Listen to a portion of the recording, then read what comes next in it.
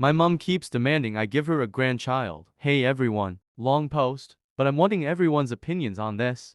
Just wanting to see how others would respond to the same comments I received from my mom. I'm 27, child-free and have never been a maternal person. Earlier on last year I was diagnosed with a chronic, progressive nerve disease called complex regional pain syndrome (CRPS). I had an injury at work to 0.5 years ago and have had CRPS now for about 18 months. The injury was to my dominant hand, right hand, and my CRPS is from fingertips to side of my neck on my right side and stomach. CRPS has no cure and minimal treatments. I'm always in 7-10-10 pain, 24/7. My normal daily life is hard, and I rely heavily on my partner's help to do the smallest things. I can't put on or take off shirts, bra and some pants by myself. I can't cut up my own food, right? Wash or dry or put my hair up by myself. Prepare dinner, submerge my hand in water, do washing up or vacuuming because of vibrations, etc. If we have to travel out of town, it takes me 2 days to recover and I'm bedbound with the spew bucket for the whole 2 days. The vibrations from the car causes me so much pain and have to always have spew bags with me. I recently had a conversation with my mom about wanting to get my tubes tied. This is when she lost it at me, was explaining to her about how I can barely care for myself without my partner, let alone a child. Plus pregnancy really ramps up CRPS and can cause me more issues or pain or spreading of my condition. Plus birthing, either naturally or C-section, can make the CRPS spread to my private organs. I was telling her that it would be selfish to have a child because I wouldn't be able to give the kid a proper life and would be unfair on my partner too, as he'd have to take on so much more responsibility. She told me I was selfish and would live a sad and lonely life when I'm older, etc.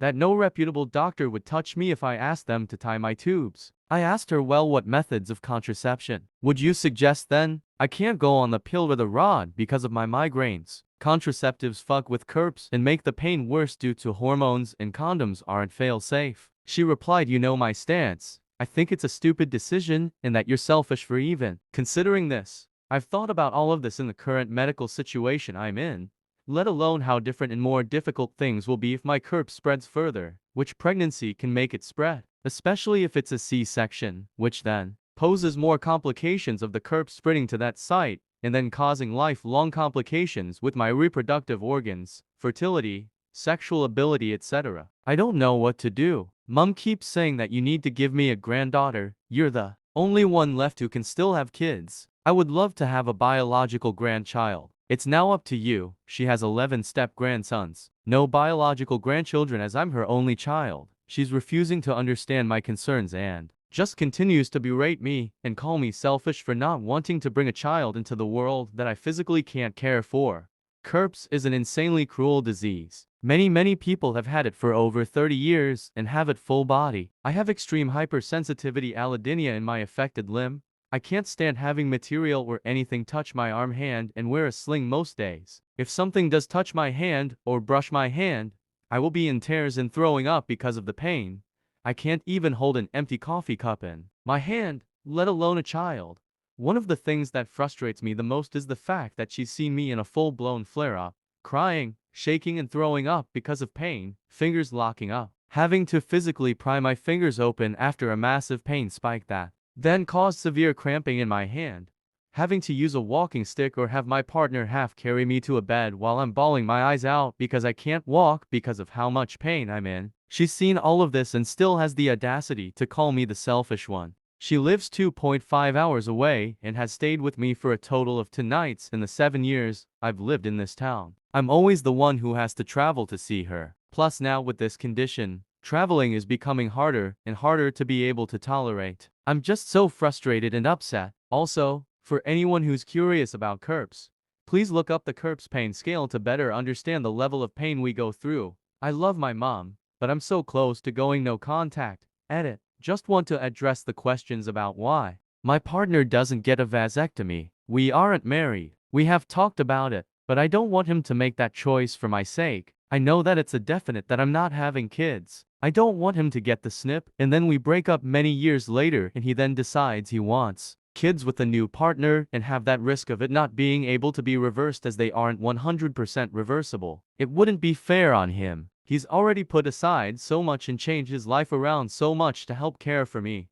I'd personally see him getting the snip as another burden on him, which I don't want him to physically alter his body for my sake. Aida, for after taking care of my daughter for 2 weeks while wife is away. My wife went back to her mother's home country to bring her mom's ashes back. Her father is still living there. She went there for 2 whole weeks. The first few days was to take care of the ashes and other missed items that was left. The rest of the week and a half, she was out visiting old college or high school friends. I am home taking care of our 9-year-old daughter. It was tough, but I did not complain at all about it. My wife went during the time when my daughter had a state exam, and I was the one who was working with her daily to get her prepared for the exam. Again, no complaints. During the last week I was not feeling well. A bad cough, fatigue, headache, migraine and etc. Not sure what was going on, but I really wasn't all that well. When we fasted time, she asked me what was going on and I told her. Again, wasn't complaining or asking her to come back. Fast forward to this Sunday night. My wife comes back, lands, and the first thing she does after her plan lands is not "I'm back" or "I miss you guys." She messages me complaining me and my